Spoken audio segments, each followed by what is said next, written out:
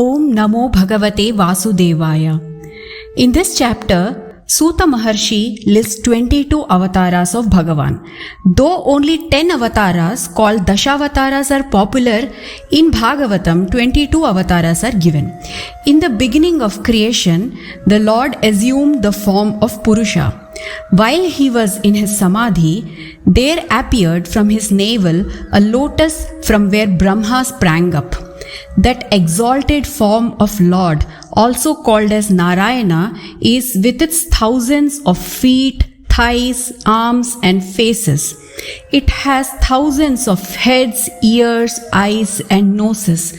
This form of the Lord is the imperishable seed of various avatars and the abode to which they all return after accomplishing their purpose.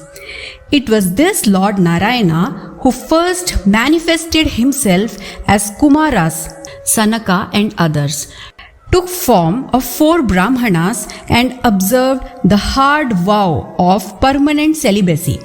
Second avatara is Varaha avatara, where Lord assumed the form of divine boar with a view of lifting the earth that had sunk into the lowest depths of the ocean in order to proceed with the work of creation. Appearing in the form of the celestial sage Narada in his third manifestation as a rishi, he taught the method of worshipping Lord in the form of Pancharatra, which inculcates the method of doing things in such a way that the karma becomes a karma. It doesn't bind us with the result of the karma. In his 4th manifestation, he was born of Dharma, who is also a Prajapati, and Dharma Prajapati's wife called Murti had 2 sons. He appeared in dual form in the same time as sages Nara and Narayana and practiced severe penance with perfect control of the mind and senses.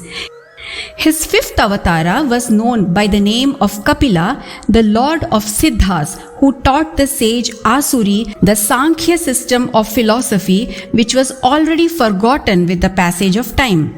During his 6th manifestation, he appeared as the son of the sage Atri and his wife Anasuya, and was called Dattatreya, and taught Atma Vidya, science of self, to King Alarka, Prahlada and others.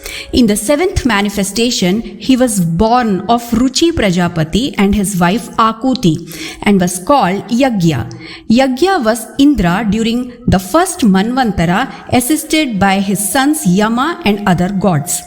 His 8th avatara was Rishabhadeva, who was born to Meru Devi and King Nabhi and taught the mode of life of the sannyasi.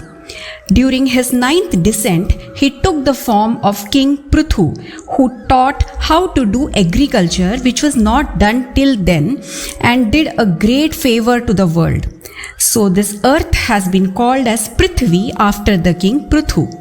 At the end of the Chakshusha Manvantara, when all the 3 worlds were being flooded by the ocean, he took the form of a fish in his 10th avatara called Matsyavatara and rescued the future Vaivasvata Manu, who is the lord of the present Manvantara, picking him upon the earth which had been transformed into a boat. During his 11th manifestation, Ekadashe Kamatha Rupena, Bhagavan came as tortoise Kurmavatara and supported Mount Mandara on his back when the gods and the demons began churning the ocean. In his 12th avatar, he took the form of Dhanvantari and emerged from the ocean with a jar full of nectar, while during his 13th avatar, he assumed the form of an enchanting woman called Mohini avatar and gave the gods the nectar to drink, keeping the demons spellbound all the while. In the 14th avatar, Bhagavan came as Narasimha, man-lion, and tore with his claws the chest of the most powerful demon king Hiranyakashipu.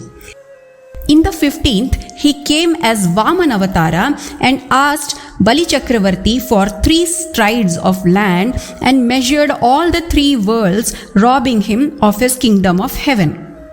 In the 16th descent, as Parashurama, he killed all the haughty kings who who had enmity towards the Brahmanas for 21 generations. In his 17th descent as Vyasa, he was born of Satyavati through sage Parashara, and finding the people poor of intelligence, divided the tree of Veda into many branches. Then again in the 18th descent, he assumed the form of a ruler of men, Sri Rama, with a view to accomplishing the purpose of gods, and performed many heroic deeds. In the 19th and 20th, the Lord was born among the Rishnis as Balarama and Krishna, and relieved the earth of its burden. When Kali set in, he will be born in Magadha, North Bihar, as Buddha, son of Ajana, with a view to deluding the enemies of gods. Then again towards the end of the Kali age, when the kings mostly turn into robbers, the Lord of Universe will take descent from a Brahmana named Vishnu Yashas as Lord Kalki. These last two avatars were predicted at that time as future ones, one of which already happened. We will see quite a few of these avatars in detail in the following episodes. It's said, though 22 avatars are mentioned here, there are countless avatars of the Lord. The sages and seers, the Manus, the gods, Prajapatis, and in fact all those who possess great power are rays of Sri Hari. All these, however, are either part manifestations or rays of the Supreme Person, while Sri Krishna is the Lord Himself. Krishnastu Bhagavan Swayam. That Lord Krishna alone is the Purnavatara, who has all the 16 kalas in full. And so, Suta Maharshi says, those who recites all these 22 avatars given in this chapter every morning and evening with a pious mind is rid of all suffering. The divine seer Vedavyasa composed this Purana, which stands on par with the Vedas. It represents the very cream extracted from all the Vedas and Itihasas. Now that Sri Krishna has left for his divine abode, this sun-like Purana has made its appearance for the benefit of those who have been blinded by the darkness of ignorance in this Kali age. So this ends the third chapter of Book 1 of Bhagavatam. Shri Krishna Arpanamastu.